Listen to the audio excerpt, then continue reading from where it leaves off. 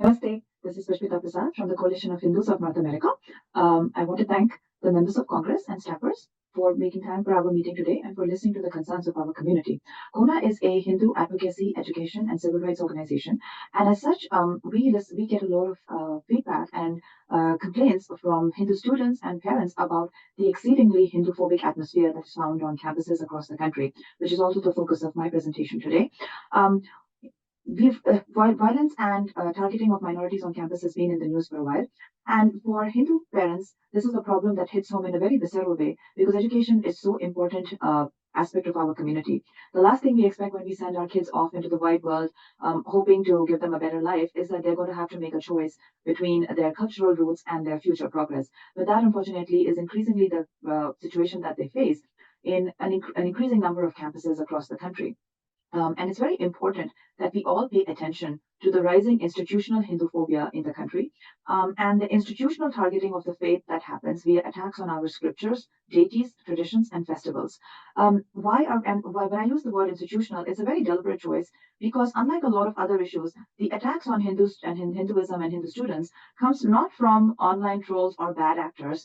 It comes from people with institutional power and such as professors, such as DEI officers, and administrators. These are the folks that are normally tasked with the dissemination of accurate information and fair treatment. But in the case of Hinduism, we are increasingly seeing that these are the folks that are using misinformation, selective bias, and the other popular tool is the conflation of Indian political, social, and even criminal issues to target Hindus in halfway across the world. Now, just for context, India may be a Hindu majority country, but it is a secular country, just like the United States is, and it makes no sense to be conflating crimes out of India to attack Hinduism halfway across the world, yet that's what is happening. Behind the veil of academic freedom, we're seeing the advance of bigotry and hatred. The major impact is that it puts a target on the back of Hindu students and Hindu academics, and it tramples on their freedom of religion, forcing them into a choice where they have to choose between their career and their desire to stay true to their roots or their desire to stay true to the truth itself. And we see that increasingly. We've had a professor speak at a congressional briefing and share about how she was asked to, she almost had her conference canceled, and simply because she put an ask for papers out on a listserv. And this professor has a reputation for standing up for Hinduism and asking for it to be treated fairly. So when she needed, when she was following a normal professional protocol to get an event going, that was, people sought to cancel it and create problems for her. But let's come back to the students, right? And if we look at some of the most institutional, what are some of the most visible ways of being Hindu on campus today? It's participating in spiritual activities, it's participating in festivals, and that is where a lot of students come under a lot of attack. And so if we look at Holi, which by the way, it's a beautiful joyous festival that is going to come around in just 2 weeks from now, um, we find that Holi is being used for political campaigns. And we're all for free speech, and people are entitled to advocate against any cause or government that they don't like.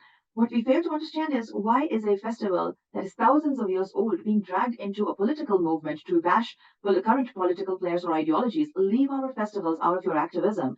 Please go oppose whichever country or ideology you feel like. Do not drag a faith into it. But that is increasingly the case, as we saw with the Holi Against Hindutva movement, and now with attempts to say that Holi is casteist and oppressive, a complete subversion of facts, a 180-degree from the real story, and it's coming from a player with a lot of institutional power. Equality Labs is an organization that was the official co-sponsor of SB 403, a California law that almost passed, and if it had passed, would have declared Hindus and South Asians as second-class residents and racially profile them just based on their origin and their faith. That's the organization that is pushing the story of Holi, and it's increasingly coming under attack.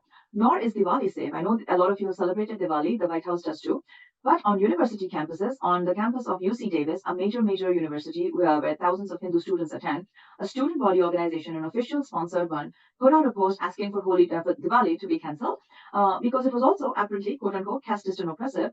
And I just want to call attention to how oppression is defined. Simply getting together in your own house, you're decorating your house, dressing up, praying within the privacy of your home, that is considered oppressive to another community. What message would that be sending to a vulnerable Hindu student sitting in a dorm? You think they're going to be empowered enough to go celebrate? Of course not. And we're seeing a lot of self-censoring happening across the board. But no talk on Hinduphobia on campus can be complete without dwelling on the Dismantling Global Hindutva Conference that happened a few years ago on the 20th anniversary of 9/11. Instead of spending a weekend of solemn remembrance and commemoration for the tragedy that had happened, the Hindu community sat aghast and heard a 3-day fest, a hate fest, where their scriptures, their deities, their traditions, and even their last names were targeted. They were called oppressive. They were compared. Hinduism was said to have inspired Nazism. It was declared a threat to democracy.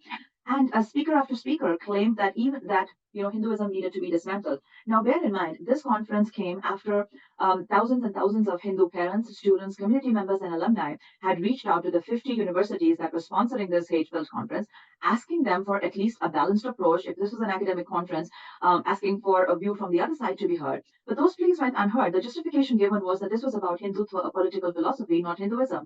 Yet during the conference, speaker after speaker said Hindutva, Hinduism were the same, and that Hinduism needed to be demolished.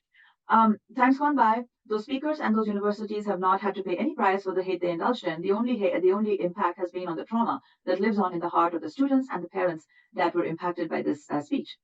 But even if we move away from the aspects of pure speech and look at the impact on day-to-day life, we see that as major a university as the UC San Diego, its Ethnic Studies Department, in December 2021, it announced via a press release that it was going to discriminate against Hindus. It was going to discriminate against Hindus in favor of other communities, whether it came to admissions as students or whether it came to hiring as a TA or an academic or any other position. So this is the reality that we face on campus, the institutional targeting, and it's getting only worse. And if you look at fall of this year, the fall of 2023, we saw a bizarre rant come through from a senior professor at UCLA, basically claiming that Hindus were joining IDF in large measure simply because they had a desire to kill Muslims, and that Israel shows porn, and that some of the worst massacres committed against Palestinians were actually by Indians and Hindus. You'll see here that this is a conflation of there is a lot of overlap between the players that drive Hinduphobia and the players that are anti-Semitic. This professor being a prime exhibit, but unfortunately not the only one. There's many more where he came from. So to bring it back altogether, let's again think about what this means for the Hindu students on campus caught up in all of this. What is it that they can do? What is it that they end up doing when they face this type of hate?